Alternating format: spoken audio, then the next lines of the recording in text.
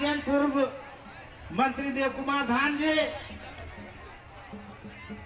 बड़े भाई जन परिषद के अध्यक्ष प्रेम साही मुंडा जी, पूर्व शिक्षा मंत्री गीताश्री उरांव जी कि मंच के सामने जगह लेकर बैठ जाए, क्योंकि ये आने वाले पीढ़ी की लड़ाई है, आपके हक अधिकार की लड़ाई है।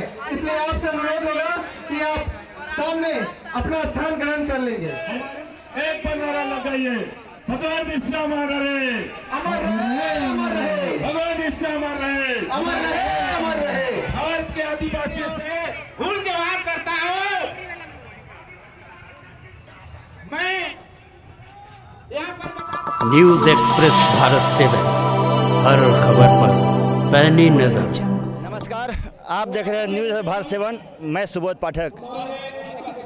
कुर्मी जाति आदिवासी बनने की फिराक में लगे हुए हैं और आदिवासी लोग कह रहे हैं कुर्मी लोगों को हम आदिवासी बनने नहीं देंगे। आज उसी को लेकर के बता दें आपको, प्रभात तारा मैदान में ये कहेंगे हम सहयोगी से कि घुमाइए कैमरा, दिखाइए किस तरह से पूरा भीड़ आदिवासियों का यहाँ हुजूम कबड़ा हुआ है। कहते हैं कि आदिवासी हुंकार महारैली में प्रभात तारा में जहाँ देखिएगा वहाँ सिर्फ सरना झंडा ही आपको दिखाई देगा और आदिवासी झंडा ही दिखाई देगा। और ये झंडा इसलिए दिखाई दे रहा है कि कुर्मी लोगों को आदिवासी नहीं बनने देना है। बहरहाल जो भी हो, अब कुर्मी भाई लोग आदिवासी बनने की तैयारी में लगे हुए हैं, क्योंकि झारखंड में आदिवासी की सरकार है, हेमंत सोरेन उसके नेतृत्व करता है और लोग सरकारी नौकरी भी हम लोग को फायदा मिले, उसी को लेकर के शायद कुर्मी लोग जो हैं आदिवासी बनने का प्रयास कर रहे हैं, जिसे कतई बर्दाश्त नहीं करेगा यहाँ के आदिवासी समाज। उसी को लेकर के आज प्रभात तारा मैदान में जन सैलाब कहते हैं कि कबड़ा हुआ है। हमारे साथ कुछ आदिवासी भाई लोग हैं। भैया, आज आप लोग रैली में आए हैं, क्यों रैली में आए हुए हैं? देखिए, ये रैली हमारे जो गैर आदिवासी द्वारा जो कुर्मी महतो लोग हैं आदिवासी बनना चाहते हैं, जो कि यहाँ पर उन लोग आदिवासी है भी नहीं, और लोग तर्ज देते हैं, अलग अलग सा तर्ज देते हैं। कभी CNT8 का तर्ज देते हैं कि मेरा जमीन है तो हम लोग का आदिवासी है।